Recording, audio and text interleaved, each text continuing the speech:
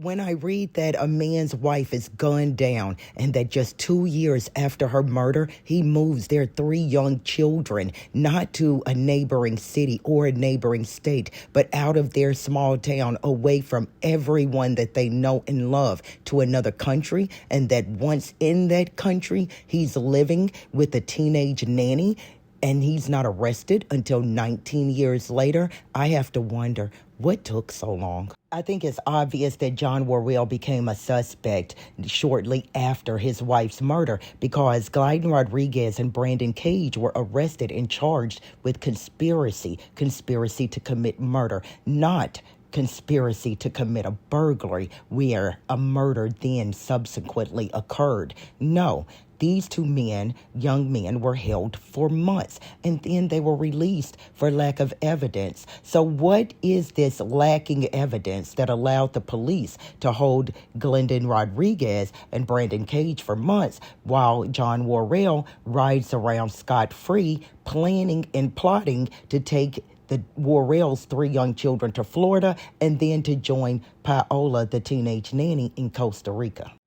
The Georgia Bureau of Investigation says that John Worrell was considered a grieving husband and his wife Doris was murdered in a botched burglary. That is what the police ran on in the very beginning. But John Worrell had to know that when Rodriguez and Cage were charged with conspiracy to commit murder, that the police knew there was a murder for hire. And who else had a motive? Who else was rumored to be sleeping with the teenage nanny while married to Doris? Well, that would be John. But then John isn't arrested even when he moves to Costa Rica to live with his teenage mistress, with he and Doris's children. My guess is that without having the actual hitman or something solid to connect John to hiring someone to murder Doris, then prosecutors probably felt all they could prove beyond a reasonable doubt is that John Worrell had an illicit affair, not that he had hired someone to murder his wife. Well, Rodriguez has since passed away. He's no longer with us.